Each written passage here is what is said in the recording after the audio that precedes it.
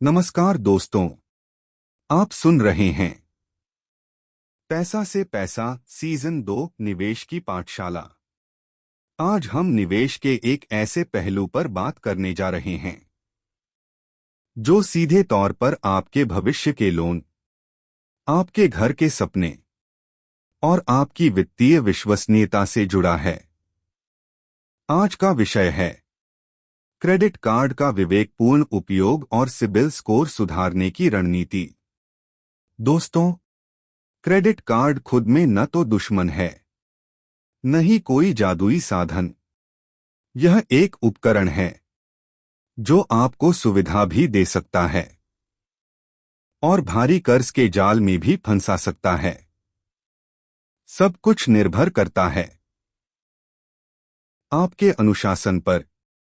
इस एपिसोड में हम समझेंगे क्रेडिट कार्ड का सही उपयोग कैसे करें, समय पर भुगतान क्यों सबसे महत्वपूर्ण है, क्रेडिट लिमिट का केवल 30% उपयोग क्यों आदर्श माना जाता है, नकद निकासी कैश विथड्रॉल से क्यों बचना चाहिए, सिबिल स्कोर क्या है और यह आपके जीवन में क्यों निर्णायक है, और कैसे गलतियों को सुधारकर सस्ते ब्याज दर पर लोन प्राप्त किया जा सकता है।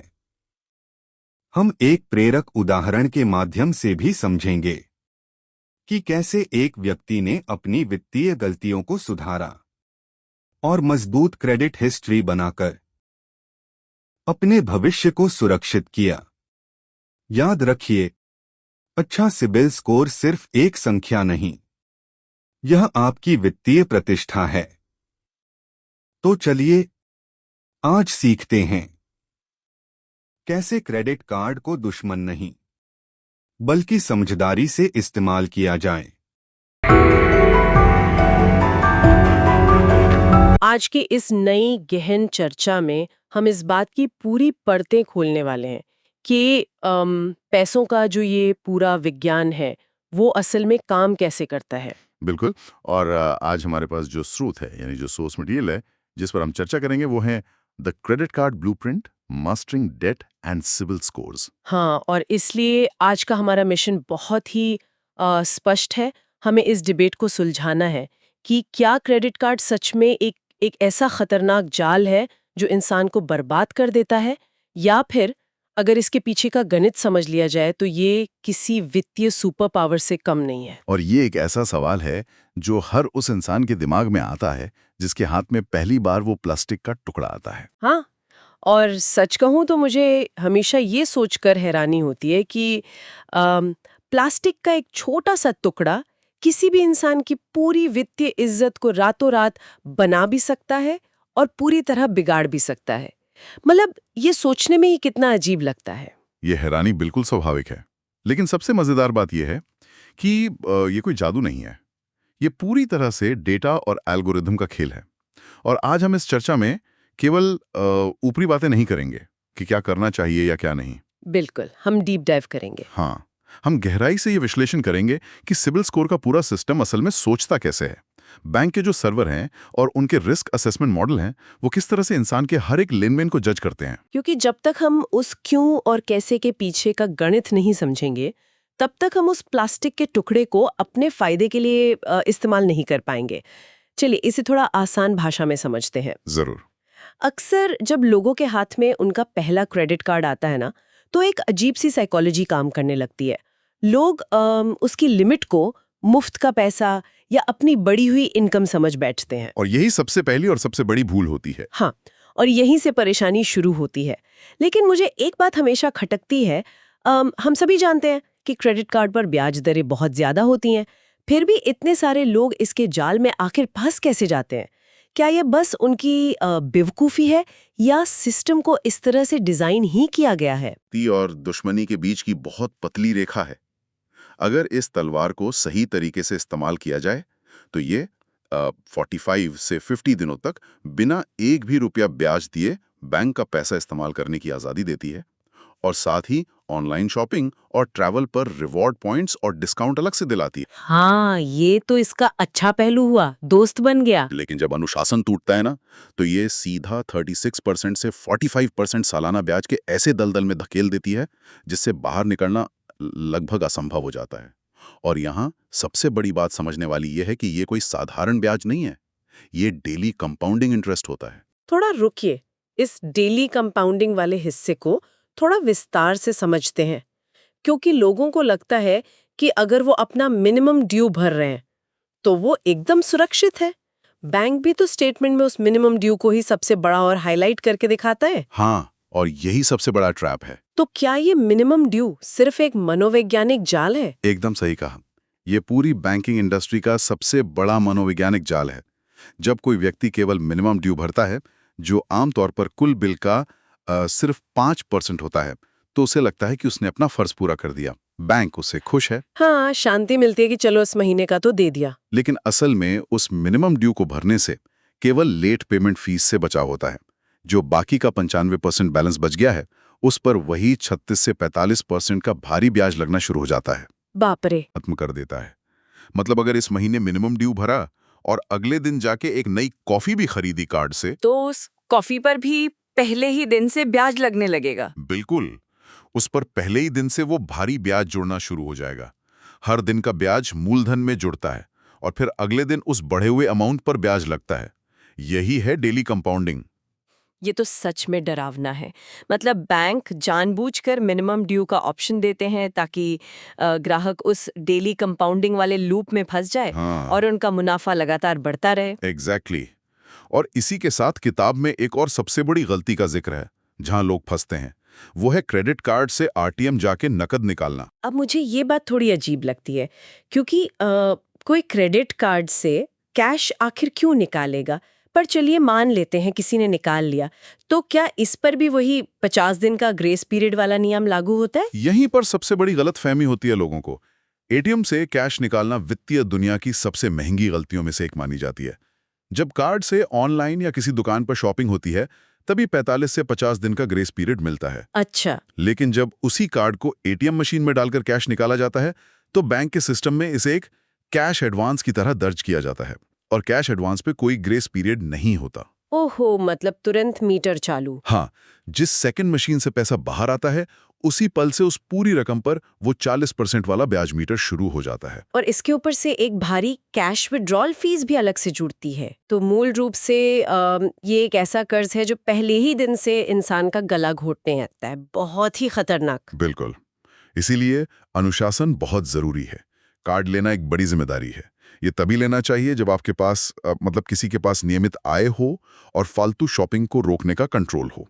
यहाँ सबसे दिलचस्प बात यह है कि किताब में क्रेडिट यूटिलाइजेशन रेशियो नाम के कॉन्सेप्ट की बात की गई है, जहाँ स्रोत कहता है कि बैंक ने जितनी भी लिमिट दी है उसका केवल 30% ही इस्तेमाल करना चाहिए। हाँ, ये एक बहुत महत्वपूर्ण नियम है। पर ईमानदारी से कहूँ तो मुझे एक सवाल पूछना है।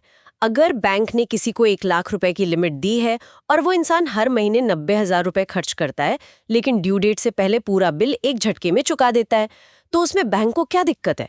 उस व्यक्ति का सिबिल स्कोर क्यों गिरना चाहिए? क्या ये सिस्टम की एक बहुत बड़ी खामी नहीं है? ये सवाल बहुत ही लाजमी है और अक्सर लोग यही सोचते हैं कि जब मैं पैसे वापस दे रहा हूं तो स्कोर क्यों गिर रहा है। लेकिन हमें इसे बैंक के रिस्क असेसमेंट एल्गोरिदम के नजरिए से सोचना होगा। ठीक है। जब कोई व्यक्ति अपनी लिमिट का 90% इस्तेमाल कर लेता है, तो महीने के अंत में जब बिल जनरेट होता है, वो 90,000 का बैलेंस सिविल ब्यूरो को रिपोर्ट हो जाता है। अब एल्गोरिदम ये नहीं जानता कि बिल जनरेट होने के बाद अगले 15 दिन में पूरा पेमेंट होने वाला है या नहीं। हाँ, सिस्टम को तो सिर्फ डेटा दिख रहा है उस वक्त का। तो बिल्कुल, एल्गोरिदम केवल ये देखता है कि ये इंसान अपनी उपलब्ध क्रेडिट लाइन पर बहुत ज्यादा निर्भर है। वित्तीय भाषा में इसे क्रेडिट हंग्री या पैसों का भूखा व्यवहार माना जाता है। अच्छा, तो सिस्टम ये मान लेता है कि अगर कल को इस इंसान की नौकरी चली गई या कोई इमरजेंसी आई, तो इसके पास सर्वाइव करने के लिए खुद के पैसे तो है नहीं, ये पूरी तरह से उधार के भरोसे जी रहा है। एकदम सटीक विश्लेषण। स्टैटिस्टिकल रूप से जो लोग अपनी लिमिट का 80 से 90% नियमित रूप से इस्तेमाल करते हैं, उनके भविष्य में डिफॉल्ट करने की यानी पैसा ना चुका पाने की संभावना बहुत अधिक होती है। ओह, इसीलिए स्कोर गिरता है। हाँ, इसलिए एल्गोरिदम तुरंत उस व्यक्ति के रिस्क प्रोफाइल को बढ़ा देता है और सिबिल स्कोर नीचे गिरा देता है। 30% का नियम एल्गोरिदम को ये सिग्नल देता है कि इस इंसान के पास पैसा उपलब्ध तो है, लेकिन वो उस पर निर्भर नहीं है। वो एक अनुशासित और सुरक्षित ग्राहक है। ये तो पूरी तरह से साइकोलॉजी और डेटा का खेल हुआ। मतलब बैंक हमें पैसे देकर एक तरह से ये टेस्ट कर रहे हैं कि हमारे अंदर लालच को कंट्रोल करने की कितनी क्षमता है। सही पकड़ा आपने। है वो इस ब्याज से आखिर कैसे बचते हैं? किताब में इसके क्या जादुई तरीके बताए गए हैं? देखिए, स्मार्ट लोग सिस्टम से लड़ते नहीं है, वो सिस्टम के नियमों का अपने पक्ष में इस्तेमाल करते हैं। स्रोत में इसके लिए 3 बहुत ही स्पष्ट और कारगर उपाय बताए गए हैं। चलिए एक एक करके समझते हैं इनको। पहली रणनीति जो सबसे बुनियादी है वो है फुल पेमेंट।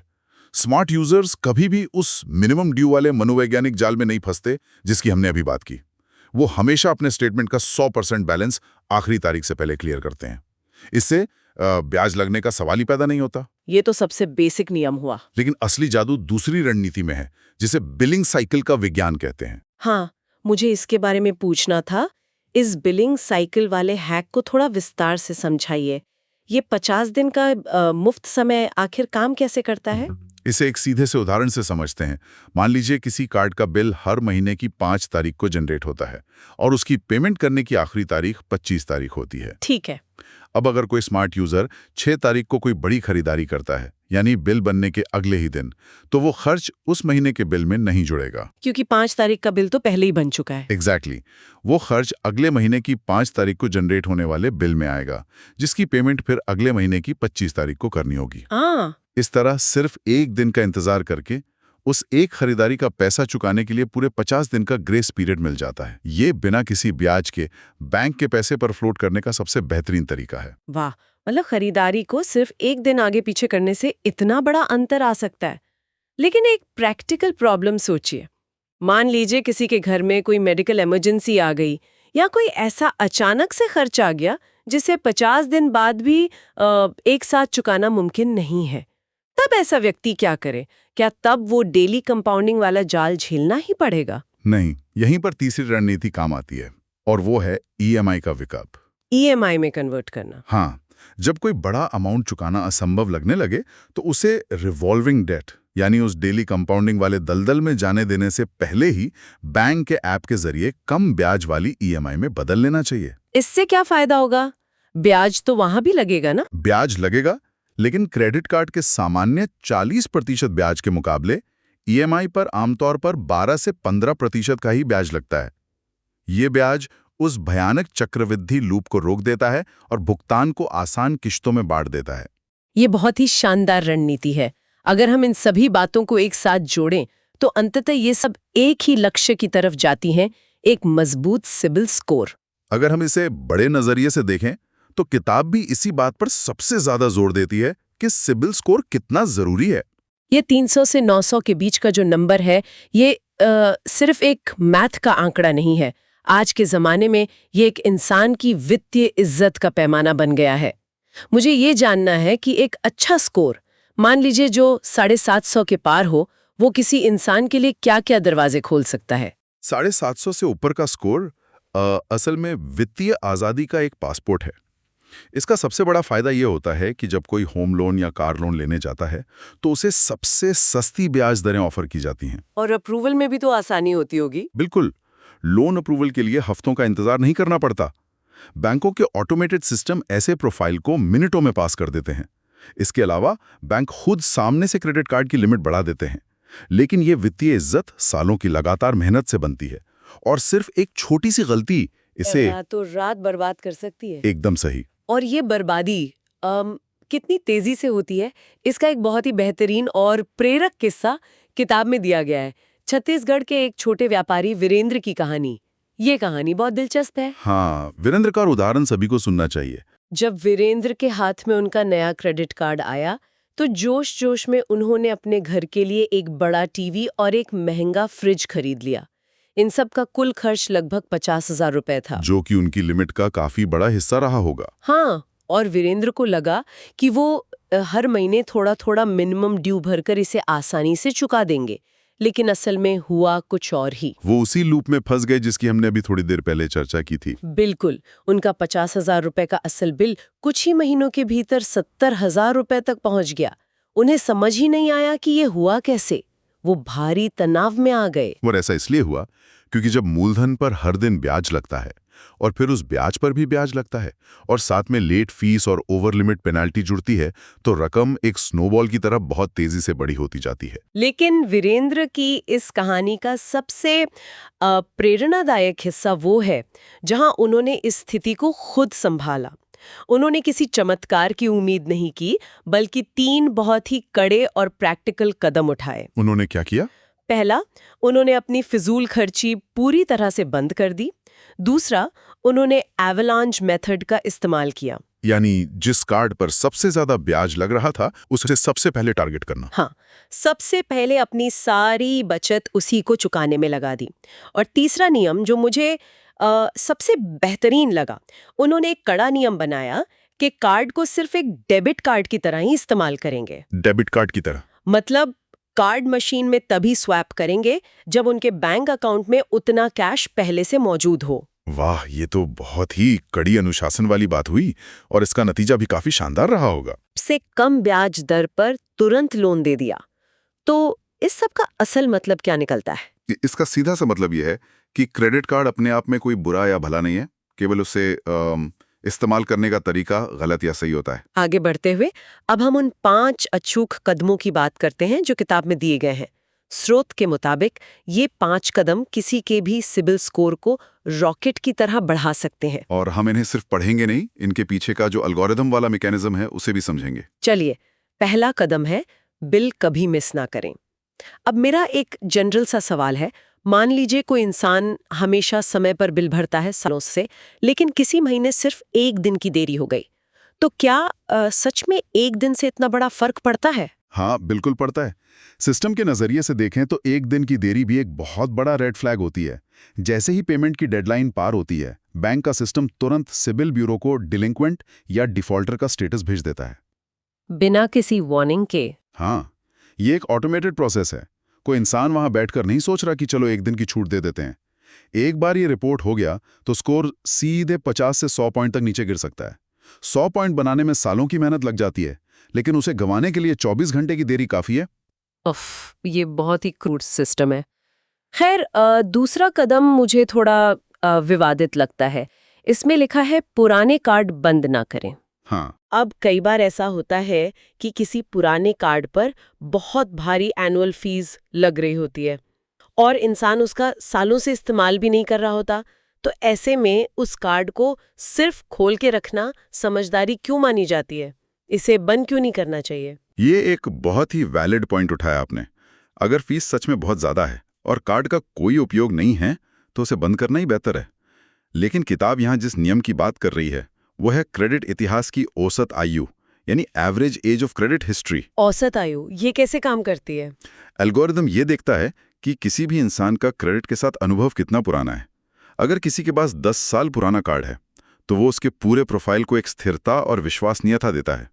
उसे बंद करते ही उस इतिहास की औसत आयु अचानक से आधी या उससे भी कम हो जाती है, जिससे स्कोर को झटका लगता है और वो गिर जाता है। हाँ, अब समझ आया। ये काफी लॉजिकल है। तीसरा कदम है बार बार नए कार्ड के लिए अप्लाई न करें। यहाँ पर लोगों को हार्ड इंक्वायरी और सॉफ्ट इंक्वायरी के बीच के अंतर को समझना बहुत जरूरी है। हाँ, इसी से जुड़ा मेरा सवाल था। जब कोई अपना खुद का स्कोर किसी मोबाइल ऐप पर चेक करता है तो क्या उससे भी स्कोर नीचे गिरता है? क्योंकि लोग अक्सर इस बात से डरते हैं। नहीं, इससे डरने की कोई जरूरत नहीं है। अपना खुद का स्कोर चेक करना एक सॉफ्ट इंक्वायरी होती है। इससे आपके स्कोर पर रत्ती भर भी असर नहीं पड़ता। तो फिर दिक्कत कहाँ आती है? दिक्कत तब आती है जब कोई व्यक्ति किसी बैंक में नए कार्ड या किसी नई लोन के लिए अप्लाई करता है। तब वो बैंक सिबिल ब्यूरो से उस व्यक्ति की पूरी विस्तृत रिपोर्ट मांगता है। इसे हार्ड इंक्वायरी कहते हैं। और एल्गोरिदम इसे कैसे देखता है? अगर 6 महीने के अंदर कई सारे बैंकों से ऐसी हार्ड इंक्वायरी आती है तो एल्गोरिदम इसे डेस्परेशन या पैसों की सख्त जरूरत के रूप में देखता है। ये सिस्टम को संकेत देता है कि ये इंसान शायद परेशानी में है और हर जगह से उधार मांगने की कोशिश कर रहा है। इस वजह से प्रोफाइल कमजोर हो जाती है। बिल्कुल समझ गई। चौथा कदम बताया गया है क्रेडिट मिक्स, यानी अपनी प्रोफाइल में विविधता लाना। अब मुझे एक बात समझ नहीं आती कि अगर कोई इंसान सिर्फ क्रेडिट कार्ड का इस्तेमाल करके अपने सारे बिल समय पर भर रहा है, तो बैंक को और क्या चाहिए? एल्गोरिदम को आखिर अलग-अलग तरह के लोन क्यों देखने हैं? क्योंकि क्रेडिट कार्ड एक अनसिक्योर्ड लोन है। अनसिक्योर्ड मतलब जिसके पीछे कोई गारंटी नहीं है। एकदम सही, जिसके पीछे कोई गारंटी या संपत्ति गिरवी नहीं रखी होती। बैंक के लिए इसमें सबसे ज्यादा रिस्क होता है। लेकिन अगर किसी की प्रोफाइल में एक छोटा कंज्यूमर लोन या कार लोन या गोल्ड लोन भी है, जो कि सिक्योर्ड लोन कहलाते हैं, हाँ, तो एल्गोरिदम ये देखता है कि ये व्यक्ति अलग-अलग तरह के वित्तीय दबावों और शर्तों को बहुत सक्सेसफुली मैनेज कर सकता है। ये विविधता एक प्रोफाइल को बहुत मजबूत और परिपक्व बनाती है, इसलिए क्रेडिट मिक्स जरूरी है। बेहतरीन। और अब आखिरी यानी 5वां कदम है गलतियां सुधारें।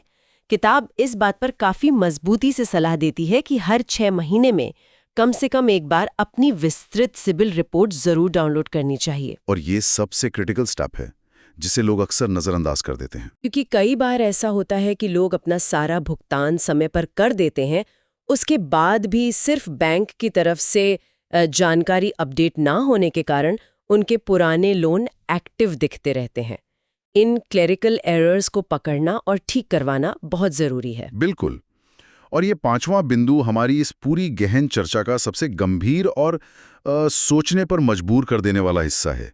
अगर हम आज के इस पूरे विश्लेषण को समेटें, तो ये पूरी तरह से स्पष्ट हो जाता है कि क्रेडिट कार्ड ना तो कोई जादुई चिराग है जो अमीर बना देगा और ना ही कोई अभिशाप है।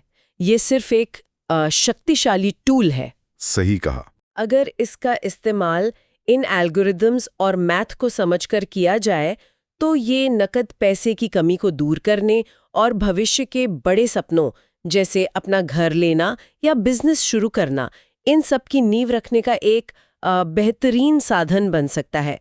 हमें वीरेंद्र की तरह स्मार्ट बनना चाहिए। ये इंसान पर निर्भर करता है कि वो इसे अपनी ताकत बनाता है या अपने गले का फंदा। और यही चीज एक बहुत ही महत्वपूर्ण सवाल खड़ा करती है। अभी जो हमने सिबिल रिपोर्ट में उन क्लेरिकल एरर्स को चेक करने की बात की, जरा उस पर एक मिनट के लिए गहराई से विचार कीजिए। हाँ, ये सोचना ही अपने आप में कितना डरावना है कि पूरी तरह से जिम्मेदार और अनुशासित लोग जो हर महीने समय पर अपने सारे बिल भरते हैं, वो सिर्फ किसी बैंक कर्मचारी की एक छोटी सी टाइपिंग मिस्टेक या किसी कंप्यूटर सिस्टम के ग्लिच के कारण रातों रात अपनी सालों की कमाई हुई वित्तीय इज्जत खो सकते हैं। ये तो सच में काफी डिस्टर्बिंग ख्याल है। बिल्कुल। एक सर्वर में दर्ज कोई गलत डेटा किसी भी इंसान का चरित्र प्रमाण पत्र बन जाता है और उसे उसकी ज़रूरत के वक्त लोन से वंचित कर सकता है। ये इस बात पे सोचने को मजबूर करता है कि हमारे जीवन में और ऐसे कितने अदृश्य सिस्टम और एल्गोरिदम मौजूद हैं जो बिना हमारी जानकारी के बैकग्राउंड में हमें लगातार जज कर रहे हैं और हमारे आने वाले भविष्य के रास्ते तय कर रहे हैं। हमें इनके प्रति आखिर कितना सतर्क रहने की आवश्यकता है? ये सच में एक ऐसा विचार है जो दिमाग में कई तरह की घंटियां बजा देता है। एक मशीन की छोटी सी तकनीकी गलती और एक इंसान के पूरे भविष्य पर सवालिया निशान लग जाता है। इस चर्चा से ये तो साफ है कि हम सभी को सिर्फ अपनी वित्तीय आदतों पर ही नहीं, बल्कि उन्हें ट्रैक करने वाले इन अदृश्य सिस्टम्स पर भी एक पैनी नजर रखने की जरूरत है। हमेशा सतर्क रहना जरूरी है। बिल्कुल। और इसी एक गहरे विचार के साथ हम आज के इस गहन चर्चा को यहीं समाप्त करते हैं। सुनने वालों के लिए ये सच में मंथन करने वाली बात है कि उनकी वित्तीय आदतों और भविष्य का रिमोट कंट्रोल आखिर किसके हाथ में है, उनके खुद के हाथ में या फिर इन डेटा और एल्गोरिदम्स के बड़े बड़े सर्वर रूम्स में। हम आशा करते हैं कि आज की इस चर्चा ने आपको एक नया नजरिया दिया होगा। फिर मिलेंगे एक और शानदार विषय की गहराइयों को नापने के लिए। तब तक अपनी रिपोर्ट चेक करते रहिए और स्मार्ट बनिए।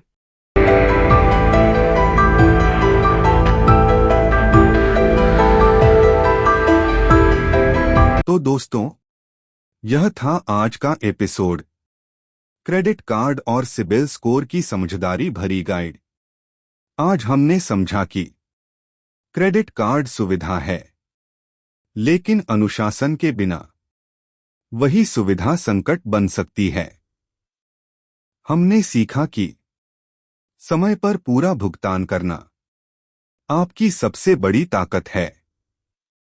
30% से कम उपयोग आपके स्कोर को स्वस्थ रखता है। बार बार लेट पेमेंट भविष्य की वित्तीय योजनाओं को नुकसान पहुंचा सकता है। और नकद निकासी जैसी गलतियां भारी ब्याज का कारण बन सकती हैं। सिबिल स्कोर केवल बैंक के लिए नहीं, बल्कि आपके सपनों के लिए भी महत्वपूर्ण है, चाहे वह घर हो, कार हो या व्यवसाय। यदि आपने अतीत में गलतियां की हैं, तो निराश होने की आवश्यकता नहीं है। सही आदतों के साथ क्रेडिट हिस्ट्री को सुधारा जा सकता है। सीजन 2 में आगे हम वित्तीय अनुशासन और निवेश के अन्य महत्वपूर्ण पहलुओं को सरल भाषा में समझते रहेंगे।